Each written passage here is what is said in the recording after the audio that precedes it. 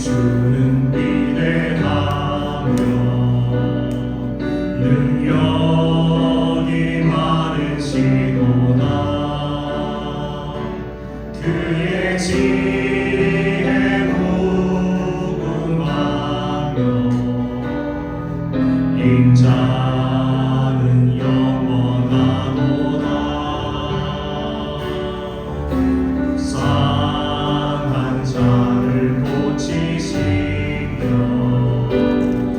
상처를 싸매시도다. 별들의 수를 세시며 이름을 붙이셨도다. 그가 구름으로 하늘을 덮으시며 땅을 위하여 이 준비하시니 예루살렘아 여호와를 찬송할지어다. 내 하나님을 경배함으로 그 앞에 나가며 주님들 앞에 경배. 예루살렘아 예루살렘아 예루살렘아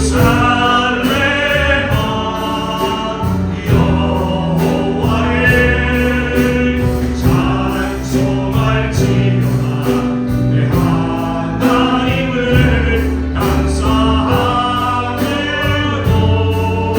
그 앞에 나가며 주님들 앞에 경배해. 그 사랑 얼마나 그 사랑 얼마나 아름다운지. 아멘 할렐루야.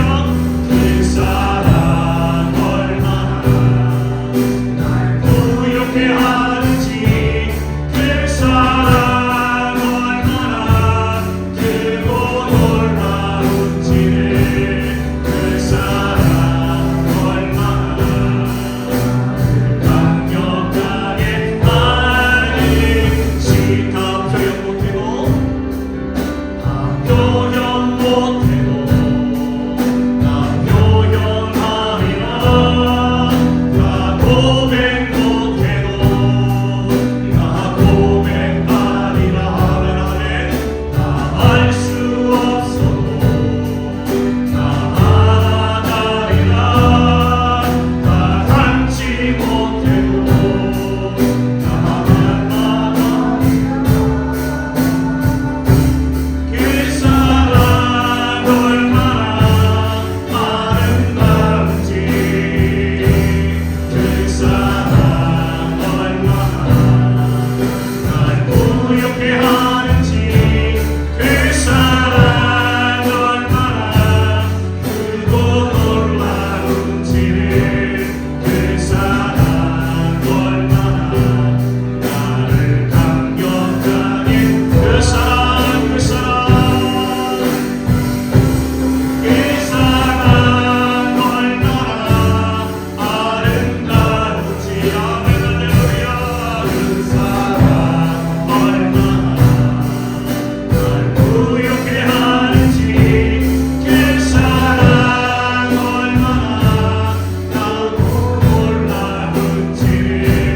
그 사랑 얼마나 나를 강력하게 하는지.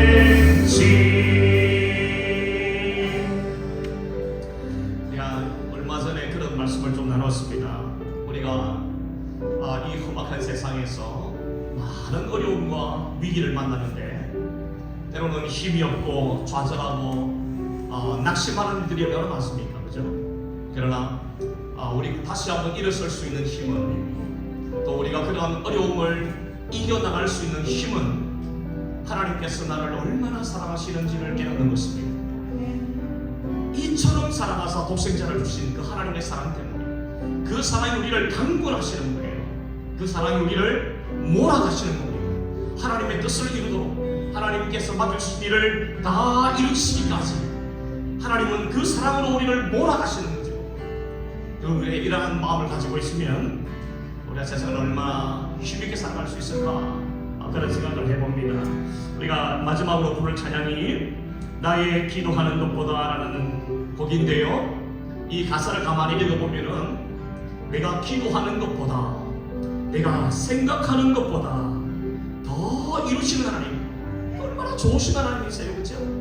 생각만 해도 하나님이 우리를 다 아시고, 우리가 기도하는 것에 넘치도록 응답하기를 기뻐하시는 그 하나님 앞에 우리 오늘도 적은 수가 보였지만 그러나 온 마음을 다해서 하나님을 찬송하고, 우리가 또 기도하는 순간에는 마음을 쏟아서 기도해서 하나님의 역사를 경험할 수 있는 오늘 이 귀한 예배 시간이 되기를 바랍니다. 우리 나의 기도하는 것보다 찬양하시겠습니다.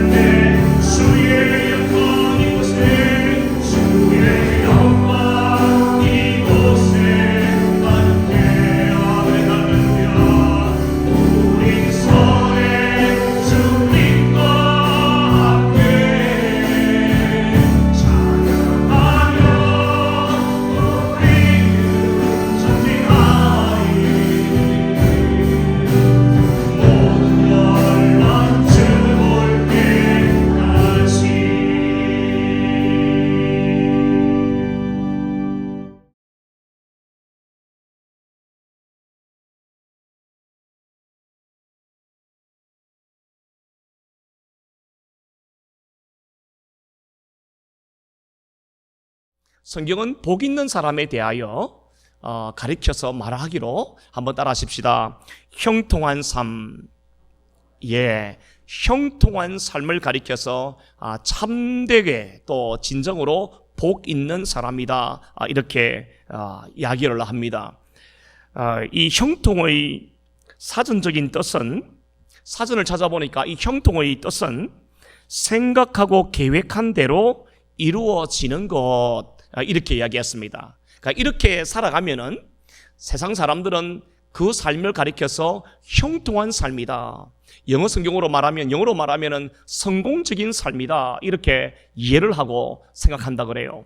그래서 성경이 말하는 이 형통의 의미는 하나님의 뜻을 따르고 그분의 말씀을 지키고 순종할 때 얻어지는 영적인 복이라 그렇게 이야기를 합니다. 여러분, 우리가 잘 아는 시편 1편 2절 말씀에 보면은 오직 여호와의 말씀을 율법을 즐거워하여 그 율법을 주야로 묵상하는 자로다. 그리고 난 다음에 이는 하면서 마치 나무가 씨즈를 쫓아 열매를 맺으며 그 잎사귀가 마르지 아니함 같으니, 씨즈를 쫓아 열매를 맺으며 그 잎사귀가 마르지 아니함 같으니, 여호와의 율법을 늘 묵상하고 즐거워하는 사람은 바로 그와 같을 것이라. 그러니까 형통하리라, 모든 일에 형통하리라, 그런 말씀을 해요. 여러분, 창세기 39장에 보면 하나님께서 이 요셉에 대한 말씀을 하시면서 요셉이 보디발의 집에 있었을 때의 일을 기록을 하고 있는데, 그 창세기 39장 말씀에 보면은 하나님께서 이 요셉에게 함께 하신다는 것을 말씀합니다. 그러니까 여러분, 여호와께서 요셉과 함께 하시니 그가 형통한 자가 되어, 그렇게 말씀합니다. 그러니까 여러분, 세상에서 정말 복 있는 사람은 어떤 사람이냐면은 돈이 있거나 권력을 가지거나 명예를 얻거나, 그것도 작은 복일 수 있겠지만 근본적으로 정말 중요한 복은 무엇이냐면 하나님이 함께 하시는 것이 진정한 복인 줄 믿습니다. 이게 형통의 뜻이에요. 이 형통이라는 것은 여러분, 우리의 생각이나 우리의 계획대로 모든 것이 일사천리로 되어지는 것만을 형통이라고 말하지 않습니다. 성경이 말하는 형통의 참된 의미는 오늘 우리의 형편과 우리의 처지와 우리의 환경이 여전히 어렵고 문제가 많이 있고 고난 속에 있다 할지라도 우리가 하나님을 의지할 때 하나님께서 그와 함께 하시는 것이에요. 하나님이 그와 함께 하시는 것, 여러분, 이게 형통 중에 형통인 줄 믿습니다. 불통이 뭡니까?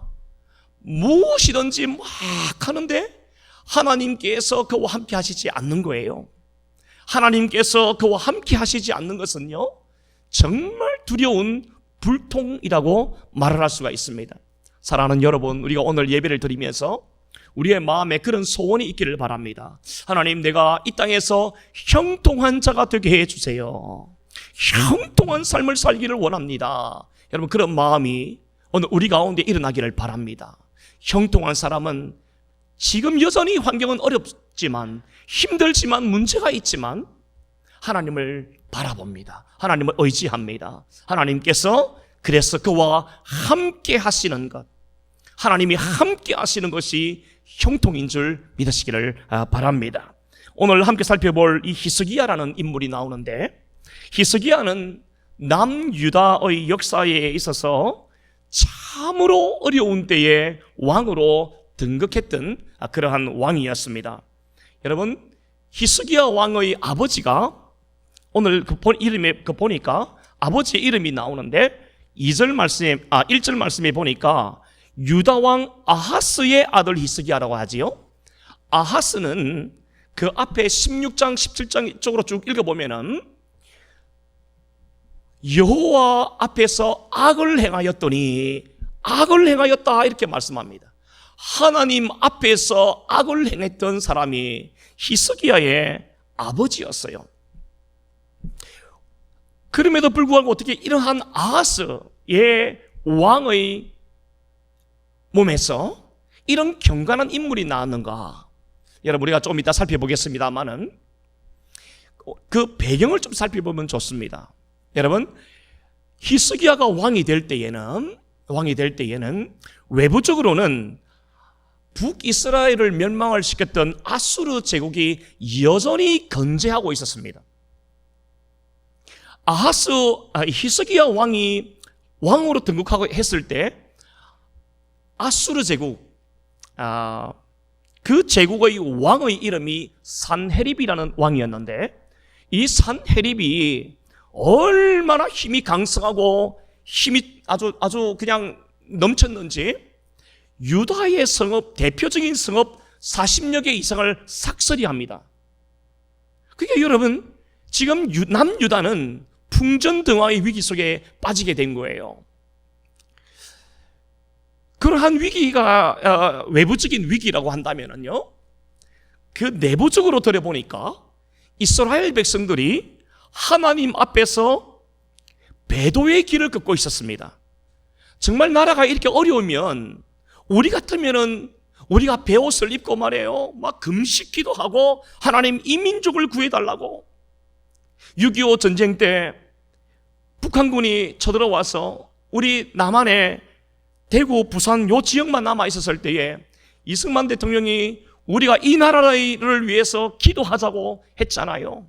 그렇게 기도하자고 했을 때에 유엔군이 참전을 결정을 했던 것처럼, 여러분, 우리 같으면은 외부적으로 이렇게 풍전등화의 위기가 오면은 하나님 앞에 금식하며 기도하며 사생결단하고 하나님 앞에 기도할 텐데, 이스라엘 백성들은 여전히 배도의 길을 걷고 있는 거예요. 하나님을 의지하지 않습니다. 그 말씀을 듣지 않습니다. 히스기야 왕의 시대에 남유다에서 활동했던 선지자들이 여럿 있었는데, 대표적인 두 선지자의 이름을 들라 하면은 이사야 선지자가 있었고요, 또 한 사람은 미가라고 하는 선지자가 있었어요. 이사야와 미가는 이스라엘의 역사에서 정말 기라성 같은 영적인 지도자요, 탁월한 하나님의 사람이었습니다. 그런데 그들이 그렇게 이사야가 이야기를 하고 미가 선지자가 이야기를 했지만은 이스라엘 백성들은 터치를 안 해요. 하나님과의 관계가 완전히 불통이 되어버린 겁니다. 하나님을 의지하지 않고 그 말씀을 들으려 하지 않았습니다. 하나님을 예배하는데도 하나님을 예배하면서 동시에 바알과 아세라를 섬겼던 거예요. 여러분, 이런 것이 이스라엘 그 당시에 남유다의 모습이었습니다. 여러분, 잘 보십시오. 남유다의 위기는 겉으로 볼 때는 아수르 제국의 위협 때문인 것처럼 보입니다만은, 진짜 이 문제는 어디서부터 시작되었느냐면은 내부적으로 일어났어요. 하나님을 의지하지 않고 하나님을 예배하지 않고 하나님의 말씀을 듣지 않는 바로 이러한 영적인 문제에서부터 그들은요, 하나님을 거부하고 하나님을 이게 싫어하니까 그들의 삶이 부패하고 타락해요. 여러분, 이 장면을 잘 보아야 합니다. 우리는 교육을 제대로 받지 못하면 제대로 교육을 받지 못해서 사람이 부패하고 타락한다고 생각하지만은, 하나님과의 관계가 막히는 순간, 하나님을 마음에 두기 싫어하는 그 순간부터 사람은요, 부패해지기 시작해요. 타락하기 시작해요. 하나님을 예배하고 하나님을 사랑하면 그 마음에 하나님이 계세요. 그러니까 하나님이 좋아하는 것을 나도 좋아하게 되고 하나님이 싫어하는 것을 나도 싫어하게 돼요. 이게 내 마음에 하나님을 모시고 있는 사람의 모습이에요. 그러나 하나님을 싫어하고 하나님을 거부하고 말씀을 듣지 않는 사람들은 어떤 삶을 살아가느냐 하면은 세상을 사랑해요. 죄악을 사랑하고요, 그 양심이 다 죽어가요. 여러분, 그러니까 오늘 남유다의 문제는 이 백성들이 하나님을 싫어하고 하나님 앞에 반역하고 말씀을 듣지 않는 것이 원인이 되어서 그들의 삶도 윤리적으로 도덕적으로 막 부패해지기 시작해요. 하나님이 살아계심을 믿는데 윤리적으로 도덕적으로 문제를 일으킬 수 있어요? 하나님이 지금 눈을 뜨고 지금 감찰하시고 계시는데 우리의 모든 일거수일투족을 다 바라보고 계시는데 어떻게 백주대낮에 죄를 지어요? 범죄를 해요? 그럴 수 없는 거거든요. 오늘 히스기야는 그러한 위기 가운데에서 외부적으로는 아수르 제국의 위협과 내부적으로는 남유다 백성들의 영적인 타락이라고 하는 총체적인 문제 앞에서 드디어 히스기야가 왕이 됩니다.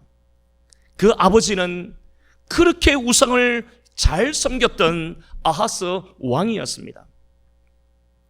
정말 히스기야는 어떻게 해야 되는가? 여러분, 오늘 본문 3절 말씀을 한번 보실까요? 이러한 모습 속에서 히스기야가 우리에게 보여주는 삶의 모습이 무엇입니까? 3절 같이 한번 읽겠습니다. 시작. 히스기야가 그의 조상 다윗의 모든 행위와 같이 여호와께서 보시기에 어떻게 했다? 정직히 행하여, 하나님 앞에서 정직히 행하여. 하나님께서 지금 두 눈을 시퍼렇게 뜨고 자기를 모든 것을 다 바라보고 있다는 것을 히스기야가 느낀 거예요. 깨달았던 것이에요. 그러니까 여러분, 하나님 앞에서 절대로 엉뚱한 짓 할 수가 없었던 거예요. 정직하게 행하여. 히스기야에 대한 열왕기 저자의 신학적인 평가입니다. 성경은 북이스라엘과 남유다의 왕들을 설명할 때마다 그 앞에 딱 붙이는 표현이 있어요. 여로보암의 길을 따라 악을 행하여, 이런 말들이 있어요. 그러니까 나쁜 왕, 악한 왕을 말할 때는 여로보암의 길을 쫓아, 길을 따라, 이런 표현을 썼어요.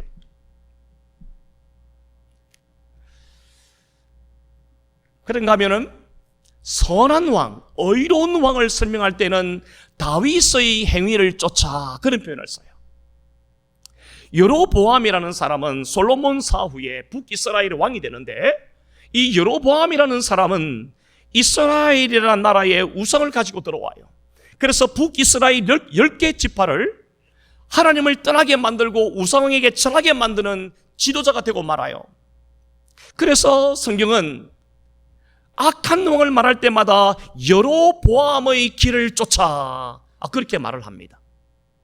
의로운 왕, 선한 왕을 말할 때는 말씀을 드린 바대로 다윗의 행위를 쫓아, 이렇게 말씀했던 거예요. 그만큼 히스기야는 하나님 앞에서 정직하게 행하였더라. 정말 하나님을 경외하고 하나님을 두려워하는 인물이었다는 것을 증거하고 있는 것입니다. 계속해서 본문 4절부터 6절 말씀을 쭉 보시면은 이제 히스기야가 왕이 되면서 히스기야는 자신의 힘과 지혜를 의지하지 않고 철저하게 하나님을 의지합니다. 여러분, 굉장히 놀라운 일 아니겠어요? 그의 아버지와 어머니가 했던 것을 보고 자랐을 텐데, 그의 아버지와 어머니가 하나님 앞에 악을 행하였더라면 그 자식도 악을 행하는 것이 어쩌면 당연한 결론일 텐데, 히스기야는 놀랍게도 그렇게 하지를 않습니다. 하나님을 철저하게 의지해요. 그러니까 여러분, 신앙은 개인적인 것입니다. 부모님이 신앙이 좋다고 해서 그 자식이 신앙이 좋다는 보장이 안 돼요. 부모님이 신앙이 좋지 않다고 해서 그 아들이 신앙이 안 좋다, 그렇게도 볼 수도 없는 거예요. 신앙은 개인적인 것입니다. 하나님께서 은혜 주시면, 하나님께서 그를 사랑하시면 여러분, 그는 하나님을 의지하고 하나님을 사랑하는 사람이 되는 줄 믿습니다. 오늘 열왕기 기자는 오늘 이 히스기야의 신앙을 평가하면서 오늘 뭐라고 말씀을 하시는 거 하니까, 여러분 5절 말씀에 한번 보십시오. 히스기야가 5절입니다. 히스기야가 이스라엘 하나님 여호와를 의지하였는데 그의 전후 유다 여러 왕 중에 그러한 자가 없었으니, 여러분 이스라엘의 역사에 보면은요, 아사 왕이 있고 그 다음에 요아스라는 왕이 있고 오늘 우리가 보고 있는 히스기야라고 하는 왕이 나와요. 유다의 역사 가운데에서 하나님께서 다윗의 행위를 쫓아라고 말씀하시면서 선한 왕으로 인정하신 사람이 사실은 유다의 왕 가운데에도 거의 세 사람밖에 없어요. 아사 왕과 요아스와 오늘 나오는 히스기야, 이 왕들입니다. 그런데 오늘 특별히 오늘 열왕기 기자는 아사 왕이나 요아스 왕에게 붙이지 않는 특별한 설명이 나오는데요, 이 말씀이죠. 그의 전후, 그러니까 히스기야 왕인 등장하기 전과 후에 유다 여러 왕 중에 그러한 자가 없었다. 여러분 이건요 어마어마한 평가입니다. 역사가 평가를 하는 거예요.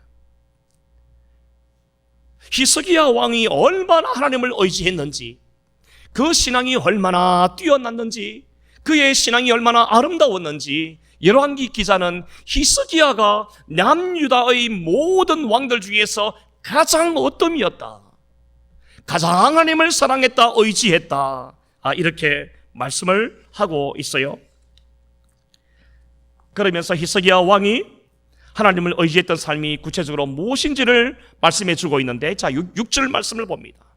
6절 말씀, 곧 그가 여호와께 연합하여, 따라하십시다. 하나님과 연합하여. 예, 하나님과 연합하여. 제가 몇 번 말씀을 드린 것 같아요. 여러분 제가 해군 생활을 좀 했는데, 해군 생활을 해보니까 1년에 한 번 배가 독구에 들어가요. 그 수리하는 데 들어가요. 들어가서 이제 뭐 이것저것 고장난 데가 있는가 페인트 칠도 다시 하고 또 이렇게 하는데, 배를 제가 들어서 보니까 그 배 밑으로 제가 내려가서 이렇게 뭘 보니까 배 밑에 여러분 그 삿갓 조개 아시잖아요. 삿갓 조개가 듬성듬성 붙어 있어요. 아주 그냥 붙어 있는데, 이게 제가 보니까 물대포를 쏘아도 이게 떨어지지 않아요. 뭐 이게 깡깡이 같은 걸로 때려야 겨우 떨어질까 말까 해서 결국 이것을 어떻게 제거하느냐 하면은 그 그라인더라고 하는 그 엄청나게 큰 그 툴을 가지고 갈아냅니다. 그것을 갈아내어야 이게 떨어질 정도예요. 여러분 삿갓 조개는 한 번 달라붙으면은 세게 달라붙습니다. 우리 경상도 말로 말하면은 억수로 세게 달라붙습니다. 떨어지질 않습니다. 한 번 붙으면 안 떨어집니다. 여러분 우리의 신앙이 그러해야 될 줄 믿습니다. 하나님께 딱 붙으면, 하나님께 딱 붙으면 절대로 떨어지지 않는 신앙.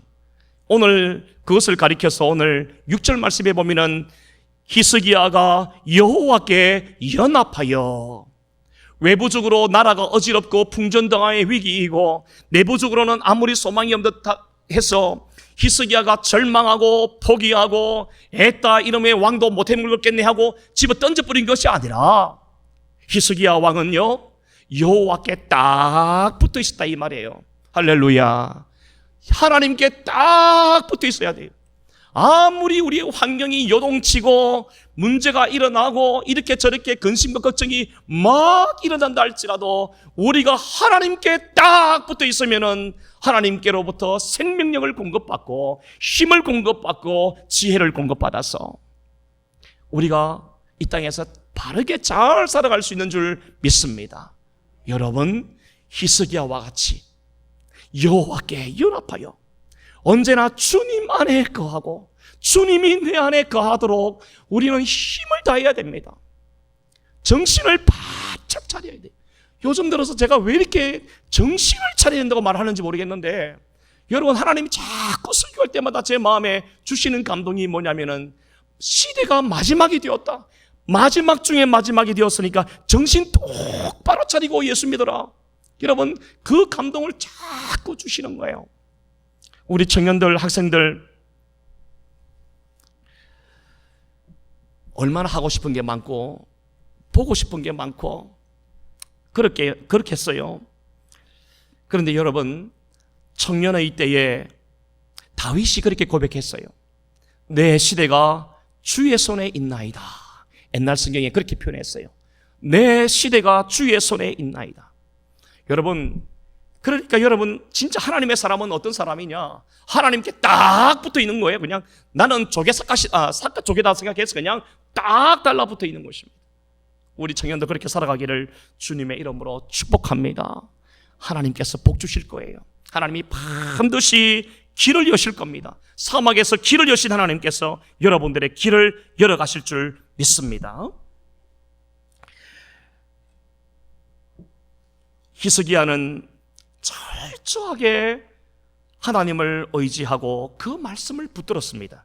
6절 말씀을 계속해서 봅니다. 그가 여호와께 연합하여, 자, 그 다음에 보십시오. 그에게서 떠나지 아니하고 붙어 있으니까, 딱 달라붙었으니까, 순간 접착제가 붙은 것처럼 하나님께 딱 붙어 있으니까 떨어질 수가 없는 거지요. 그 다음에 말씀이 중요해요.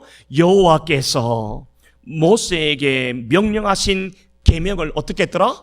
지켰더라. 순종했더라, 이 말이에요. 그냥 아는 것으로 끝났더라가 아니에요. 하나님의 말씀을 들었어요. 배웠어요. 그러니까 그는 그 말씀대로 살았더라, 이 말이에요. 그 말씀대로 살았더라. 히스기야는 그의 아버지와는 전혀 다른 길을 걷습니다. 하나님을 의지하고 하나님을 딱 붙들고 그분의 말씀을 부여잡고 그렇게 살아가기 시작하는 거예요. 그러한 신앙의 바탕으로 남유다를 통치하고 다스리기 시작합니다. 사랑하신 여러분, 저와 여러분들이 하나님의 말씀을 딱 붙들면, 하나님을 내 안에 모시고 살기 시작하면 여러분, 어떤 일이 벌어지느냐 하면 우리의 보는 눈이 달라지기 시작해요. 하나님께서 내 안에 계실 때는 하나님이 싫어하는 것들이 눈에 보이기 시작해요. 여러분, 이거 너무 신기한 일이에요. 하나님의 말씀이 내 안에 풍성히 거하기 시작하면은 이 세상이 얼마나 부패하고 타락한 것인지를 여러분, 그 모습들이 눈에 들어오기 시작해요. 그래서 여러분, 우리의 마음에 거룩한 분노가 생기기 시작해요. 하나님의 이름을 조롱하고 하나님의 이름을 모욕하는 오늘 이 시대 속에서 여러분, 우리가 마음이 굉장히 고통스럽고 마음이 힘들어야 정상입니다. 사람들이 교회에 대해서, 하나님의 이름에 대해서 모욕하고 조롱하고 비웃는데, 그럼 그럴 수도 있겠지 이러면은 그 사람은 좀 이상한 사람이에요. 그거 좀 마음을 열어가지고 한번 들여다봐야 돼요. 하나님의 마음이 내 안에 있다면은, 하나님의 말씀이 내 안에 있다면은 하나님께서 싫어하시는 것들이 보이기 시작합니다. 그리고 그것을 좀 고쳤으면 좋겠다. 이 세상이 좀 바뀌었으면 좋겠다. 하나님의 법으로 좀 새롭게 되었으면 좋겠다라고 하는 그런 마음들이 막 일어나요. 종교개혁가들이 그랬어요. 교황제도가 잘못되고 면죄부 판매가 잘못되고, 그러니까 거룩한 하나님의 마음에 품었던 사람들이 어떤 마음을 가졌냐면은 이거 바뀌어야 되는데, 이거 리폼해야 되는데, 이거 개혁해야 되는데, 이거 새롭게 바꿔야 되는데, 하나님 앞에서 이건 정말 아닌데, 그런 마음을 가지고 개혁하고자 하는 마음이 그들의 마음속에 불같이 일어났어. 때로는 어떤 사람들은 순교를 당하기도 하고, 어떤 사람들은 모든 재산을 빼앗기기도 하고, 어떤 사람들은 사회에서 매장되기도 했던 거예요. 개혁하고자 하는 마음이 그 안에서 불같이 일어나는 것입니다. 본문 4절을 다시 한번 보십시오. 자, 제가 읽겠습니다. 본문 4절입니다.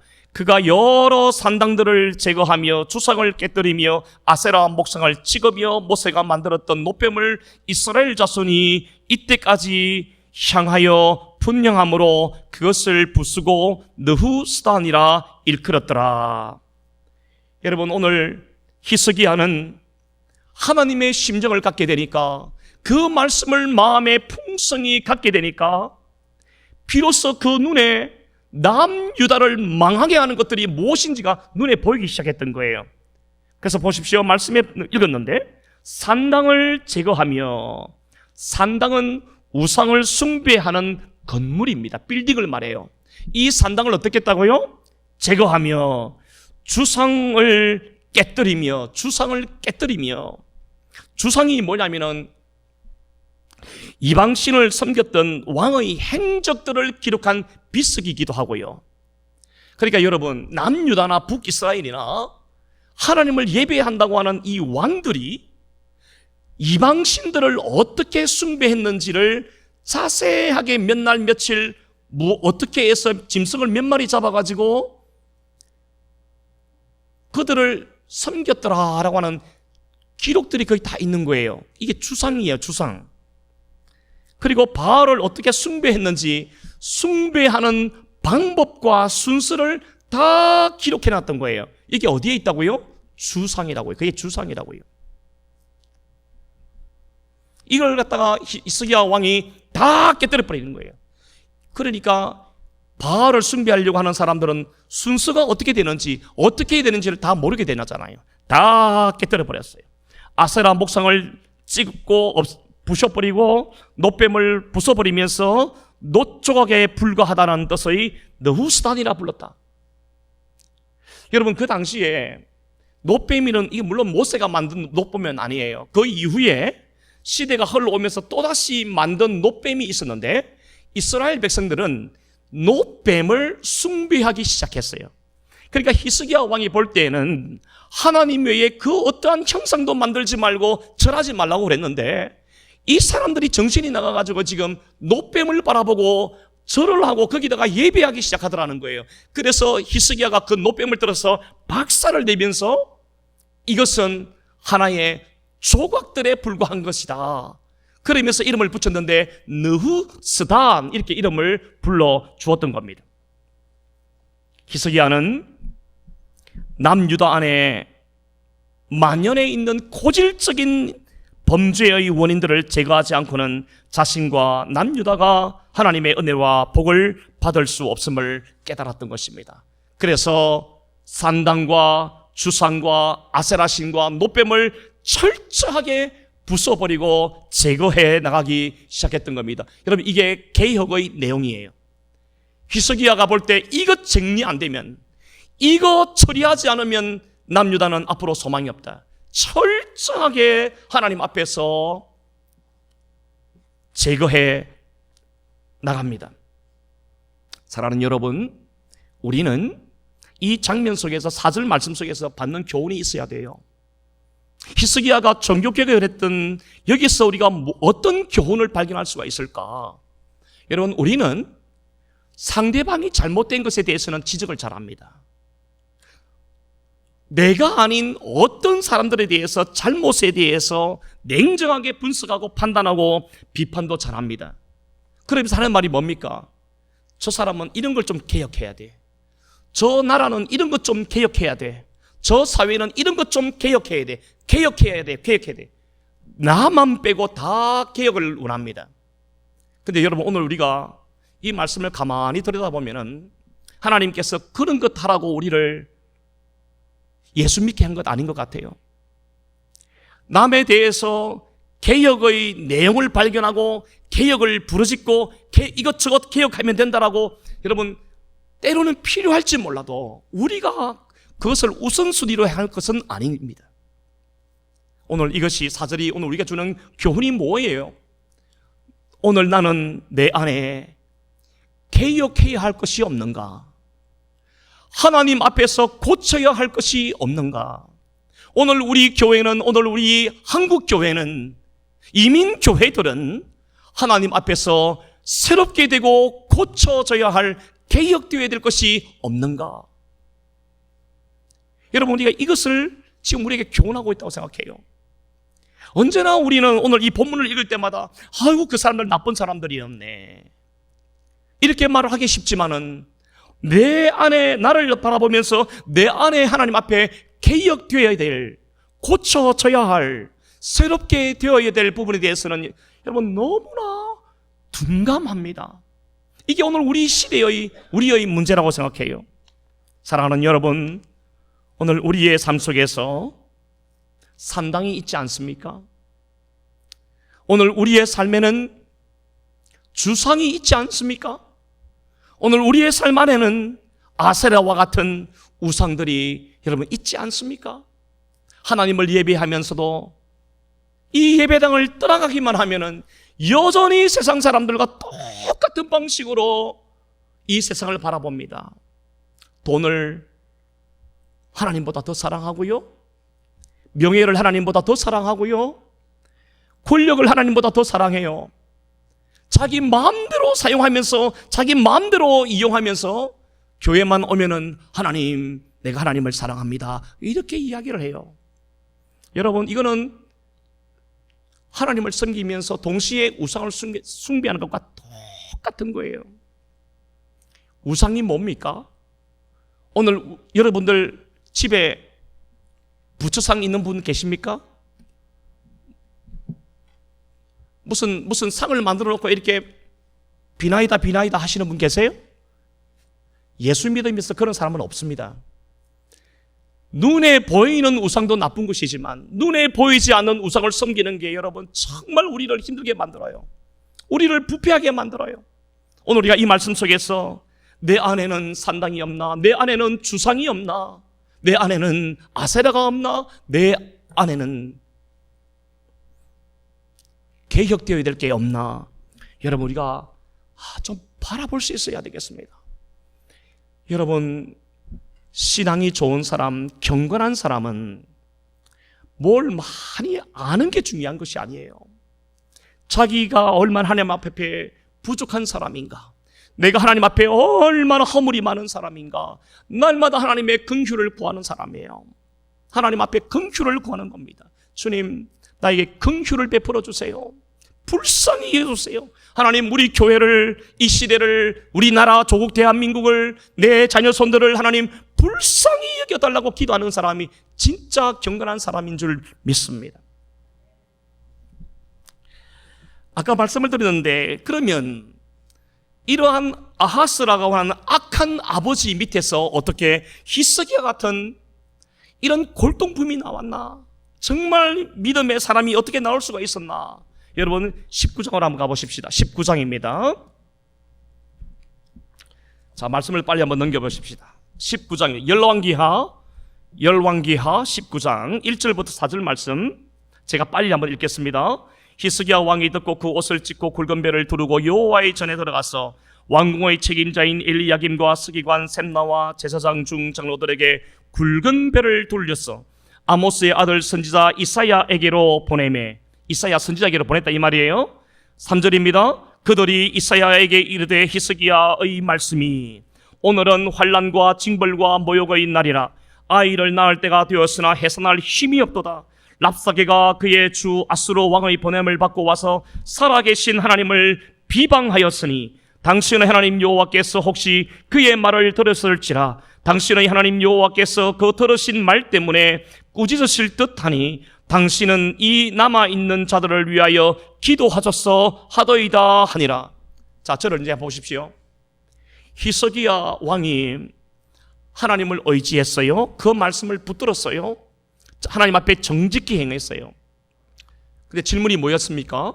어떻게 아하스라고 하는 그 악한 아버지 밑에서 이런 선한 왕이 나올 수가 있었는가? 여러분, 저는 말씀 읽으면서 정확한 해답을 찾을 수가 없지만은 하나의 아주 중요한 힌트를 하나 발견하게 된 것이 오늘 19장 1절부터 4절까지의 말씀이에요. 여러분, 히스기야는 사는 날 동안에 하나님의 사람을 가까이 했다는 것입니다. 그가 왕이 되면서부터 했는지 언제부터 했는지는 몰라도 그가 하나님의 사람, 영적인 지도자들, 영적인 리더를 가까이 했다 이 말씀이에요. 그런 왕위에 즉위하면서 흩어졌던 제사장들과 레위인들을 불러 모아 도움을 요청합니다. 여러분, 오늘날로 말하면은 교회의 목사님들이나 장로님들을 불러 모았다 이 말이에요. 그래서 그들에게 지금 남유다의 어려움을 이야기를 합니다. 그리고 특별히 그 가운데 이사야라고 하는 이 선지자, 이스라엘 역사 가운데 가장 위대한 하나님의 사람이요 하나님을 경외했던 선지자 이사야 선지자에게 히스기야 왕은 그를 가까이 합니다. 그리고 이사야 선지자를 통하여 주신 하나님의 말씀에 귀를 기울이기 시작합니다. 그가 국가가 위태할 때마다 이사야 선지자를 찾았고 그에게 기도를 부탁하며 하나님의 도우심을 간구합니다. 여러분, 이것이 바로 히스기야가 될 수 있었던 아주 중요한 이유가 되고 있어요. 아버지와는 상관이 없이 히스기야가 이렇게 하나님 앞에 귀하게 쓰임을 받을 수 있었던 것은 믿음의 사람, 영적인 지도자, 영적인 리더를 늘 가까이 했다 이 말이에요.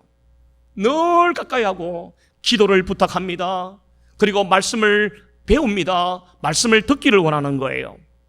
그러니까 언제나 히스기야는 하나님의 뜻이 무엇인지, 하나님의 마음이 무엇인지를 늘 알 수밖에 없었던 거예요. 그러한 마음으로, 그러한 신앙적인 자세를 가지고 나라를 통치했으니 여러분, 그 시대가 얼마나 아름다웠겠어요. 지도자가 얼마나 중요한지 몰라요.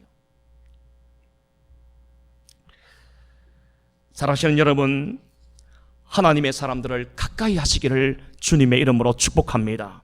그런 분들과 교제하시기 바라요. 만나면 맨날 험담이나 하고, 만나면 맨날 싸움박질이나 하고, 만나면 맨날 속이기나 하는 여러분, 그런 사람들 백해무익합니다. 다 필요 없는 사람들이에요. 여러분, 하나님의 사람들을 가까이 하기 바라요. 기도하는 사람들을 가까이 하기 바라고, 말씀에 눈이 뜬 사람들을 가까이 할 수 있는 우리 모두가 되기를 주님의 이름으로 축원합니다. 여러분, 말씀을 가까이 하는 사람을 가까이 하십시오. 그런 분들과 교제하고 그런 분들과 삶을 나누십시오. 그런 분들과 팀을턴에 앉아서 말씀을 나누세요. 그런 분들과 함께 해룡반점에 앉아서 짜장면 드시기 바랍니다. 네? 자, 오늘 본문 말씀 이제 결론을 한번 보십시다. 7절 말씀. 자, 같이 한번 읽겠습니다. 아까 읽었는데 다시 한번 읽을게요. 7절 말씀 시작. 여호와께서 그와 함께 하심에 그가 어디로 가든지 형통하였더라. 예, 됐습니다. 여호와께서 그와 함께 하심에 그가 어디로 가든지 형통하였더라. 앞서 말씀을 드린 대로 창세기 39장 말씀에 보면은 하나님께서 똑같은 말씀하셨지요. 여호와께서 요셉과 함께 하심에 그가 형통한 자가 되었더라. 여러분, 형통의 비결은 어디에 있습니까? 결론적으로 오늘 말씀을 마무리합시다. 형통의 비결은 어디에 있느냐? 하나님이 함께 하시는 거예요. 하나님이 함께 하시는 가정은 형통한 가정이 되는 줄 믿습니다. 하나님이 함께 하시는 교회는 형통한 교회가 될 줄 믿습니다. 여러분, 우리 대한민국이 이제 우리가 8월 15일을 지나고 오늘 17일인데 사실은 오늘 좀 동해물과 백두산이 애국가 한번 부르려고 그랬어요. 여러분, 우리 이 대한민국을 생각해 보십시오. 일제 36년 동안 나라 이런 썰름 가운데 있었고 수많은 독립투사들이 죽임을 당했고, 그죠? 또 해방이 되니까 5년 뒤에는 동족상잔에 세계의 역사에서 찾아볼 수 없는 동족의 이 비극이 일어났던 것이 우리 대한민국 아닙니까? 그런데 말로 다 할 수 없는 가난한 나라, 죽음의 나라, 신음하는 나라, 고통의 나라 대한민국을 오늘 경제 10위권의 경제 대국이 되었고 군사는 제6위가 되었고, 이제는 여러분, 우리가 비빔밥을 모르는 백인들, 비빔밥을 모르는 바베큐를 모르는 흑인들은 상종할 필요가 없어요. 그만큼 우리나라가 국격이 올라가고 얼마나 위대해진 나라가 되는지 몰라요. 이게 우리의 힘입니까? 저는 아무리 생각해봐도 하나님의 은혜 아니면 답을 찾을 수가 없어요. 하나님이 보호하사 우리나라 만세. 할렐루야. 이래도 아멘 안 하는 분들은 저는 이상한 사람이라고 생각해요. 시민권이 캐나다 시민권을 가지고 있거나 이건 좀 이상한 사람이에요. 다시 한번 보십시다. 하나님이 보호하사 우리나라 만세. 할렐루야. 하나님이 보호하시니까 우리나라가 오늘날엔 우리나라가 된 줄 믿습니다. 오늘 말씀을 몇 가지 드렸는데 형통의 비결, 우리 히스기야를 통해서 여러 가지를 한번 생각해 보았습니다. 하나님만을 의지하고 그 말씀을 붙들고 그 말씀 따라 살아갔던 히스기야 뿐만 아니라 믿음의 지도자를 늘 가까이 하고 그에게 기도를 부탁하고 그로부터 말씀을 배우기를 기뻐하는 히스기야. 여러분, 그래서 히스기야는 역사는 히스기야를 향하여 그는 다윗의 행위를 쫓아 선한 왕이었다라고 평가를 한 것입니다. 오늘 히스기야를 보면서 우리들도, 저와 여러분들도 이러한 소원이 있기를 바랍니다. 하나님 앞에 정직히 행하십시오. 사람 앞에 정직해야 됩니다. 하나님 앞에 정직한 사람이 사람 앞에 정직하지 않을 수가 없어요. 하나님 앞에 정직하시고 이 말씀, 생명의 말씀, 이 진리의 말씀을 생명처럼 붙들고 여러분 말씀에 새기십시오. 마음에 새기십시오. 하나님의 사람을 가까이 하십시오. 그렇게 해서 저와 여러분 모두가 이 혼돈의 시대에, 이 험악한 시대에 저와 여러분들 모두가 형통한 삶을 살아가시는, 형통의 복을 누리는 우리 모두가 되기를 주님의 이름으로 축원합니다. 우리 함께 기도하십시다. 살아계신 우리 하나님 아버지, 고맙고 감사합니다. 80년 전에 우리 조국 대한민국에 광복의 기쁨을 주신 하나님 아버지, 광복의 기쁨을 누린 지 얼마 되지도 않는 때에 6.25라고 하는 동족 상잔의 비극을 또 경험했습니다.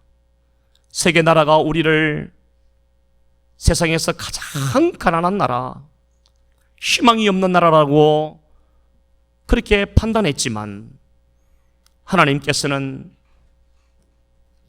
우리 대한민국을 보호하사 복을 주시고 은혜를 베풀어 주셔서 오늘에 이르게 하신 것을 감사합니다. 아버지 하나님, 이 광복의 달이 있는 이 8월에 이제 우리가 다시 한번 우리 조국 대한민국을 생각하며 이 캐나다 땅을 생각하게 하여 주시옵소서. 아버지 하나님, 오늘 우리가 말씀을 통해 살펴보았던 것처럼 우리 모두가 이 시대에 하나님 앞에 정직히 행하며 하나님의 말씀을 생명처럼 붙들고 그 말씀대로 살아갈 뿐만 아니라 믿음의 사람들을 가까이 함으로 말미암아 하나님 형통한 삶을 살아갈 수 있는 우리 모두가 되게 하여 주시옵소서. 조국 대한민국에 있는 우리 교회와 성도들과 해외에 흩어져 있는 우리 한인 디아스포라 우리 성도들이 이와 같이 살아가는 그 현장에서 하나님의 나라를 확장하는 믿음의 인물들로 쓰임받게 하여 주시옵소서. 감사하옵고 예수님의 이름으로 기도하옵나이다. 아멘.